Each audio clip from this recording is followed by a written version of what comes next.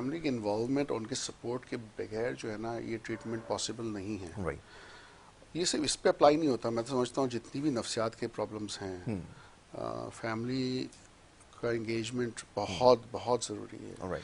इसलिए कई दफ़ा मैंने देखा यही है, बाहर के कंपेयर पाकिस्तान में ये ज़्यादा है कि फैमिलीज़ एक तो नहीं समझती कि नफ्सियात की बीमारियाँ जो हैं वो एक्चुअली नफ्सियात की बीमारियाँ हैं। वो आ तो जाती हैं किसी और के कहने पे या शायद पेशेंट के कहने पे, या किसी फैमिली मेम्बर ने बोला, एक ने तो वो फैमिली ले आए, लेकिन दिल से वो यकीन नहीं करते। पहली बात है, बिलीफ नहीं होता, ट्रस्ट नहीं होता। दूसरा ये है कि वो समझते हैं कि दवाइयों से मामला ख़त्म, ठीक हो जाएगा, और साइको सोशल एस्पेक्ट जो होते हैं ना वो नहीं समझना चाहते।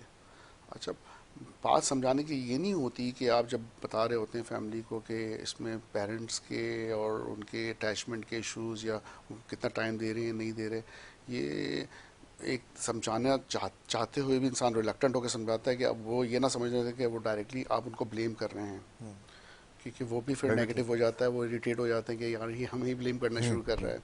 तो you have to be very careful कि उनकी डायनेमिक्स कैसी हैं, वो कितना समझना चाह रहे हैं, वो कितना और अगर आपको पहले उस पर 2 स्टेप्स पे लगता है कि ये फैमिली किसी बहुत ही दूर गांव से आई है जिनकी एजुकेशन लेवल बहुत ही लो है, तो फिर वो बड़े बड़े अल्फाजों में बड़ी बड़ी चीज़ों को समझने की कोशिश इतने आराम से नहीं करेंगे। उनको समझाने का अंदाज़ बिल्कुल डिफरेंट होना चाहिए, और जो एजुकेटेड फैमिलीज़ हैं उनको फिर आप थोड़ा डिफरेंट अंदाज से समझाते हैं। लेकिन इवेंचुअली आपको ये ज़रूर समझाने की ज़रूरत है कि इसके डिफरेंट तरीके हैं ट्रीटमेंट के, और दवाइयाँ सिर्फ एक तरीका है।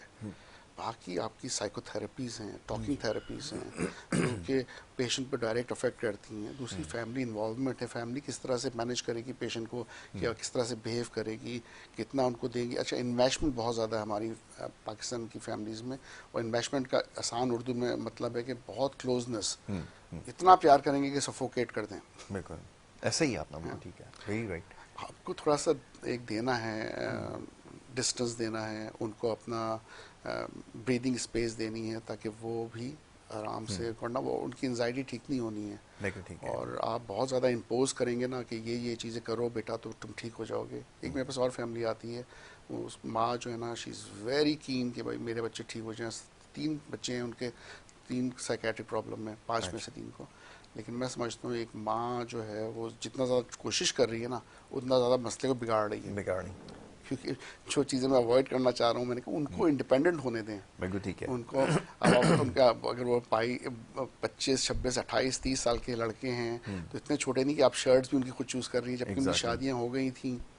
और तो ये कि आप उनको कम से कम अपने फैसले खुद करने दें, ज़िंदगी में इंडिपेंडेंट होने दें। तो वो जो बहुत ज़्यादा सपोर्ट, एक्स्ट्रा सपोर्ट होती है ना, वो भी अच्छी नहीं होती है। तो बात ये ना कि आपको उनको कॉन्फिडेंस देना है अगर, तो आपको उनको खुद चीज़ें करनी पड़ेंगी, सीखनी पड़ेंगी। फिर आप ये नहीं कह सकते मेरे बच्चे में कॉन्फिडेंस नहीं है, वो ये नहीं कर सकता, वो नहीं कर सकता। आप मौका तो दें उनको। बिल्कुल ठीक है। फिर बाकी चीज़ें होती हैं कंप्लाइंस टू ट्रीटमेंट, जहाँ पर ये समझना ज़रूरी होता है कि किसी भी अच्छे इलाज के रिज़ल्ट के लिए रेगुलर अपॉइंटमेंट्स, रेगुलर दवाइयाँ लेना, रेगुलर थेरेपीज़ अटेंड करना ज़रूरी हैं। सबसे बड़ा डिलेमा हमारा यही है यासिर कि जैसे ही ठीक होने लगता है पेशेंट, वो कहता है यार अब तो मैं ठीक हो रहा हूँ, दवाइयाँ बंद करो, क्या ज़रूरत है पैसे खर्च करने की, डॉक्टर के पास जाने की। जी। और फिर वही पेशेंट 4 महीने बाद फिर रोता हुआ आ रहा होता है कि मैं तो ठीक हो ही रहा था डॉक्टर, मैंने सोचा अब तो मैं दवाई बंद कर दूँ, ये तो मैं वापस उस पोजीशन पे आ गया हूँ। तो बात ये होती है कि ठीक होता होता इंसान फिर पीछे की तरफ आ जाता है, और उसका टाइम का ज़िया, और फिर वो काम पे फिर नहीं जा रहा, फिर फैमिली के साथ उसके इश्यूज़ आ रहे हैं। क्यों? इसलिए। और दूसरा ही कि कई दवाइयाँ ऐसी होती हैं जो एक दफ़ा में तो इफ़ेक्टिव होती हैं, फिर वो बार बार लेंगे आप डॉक्टर से पूछे बगैर, तो उसकी एफिकेसी, उसकी जो बेनिफिट्स हैं वो कम होते चले जाएंगे वक्त के साथ साथ। उसका असर इतना नहीं होगा जितना पहली दफ़ा में होगा असर।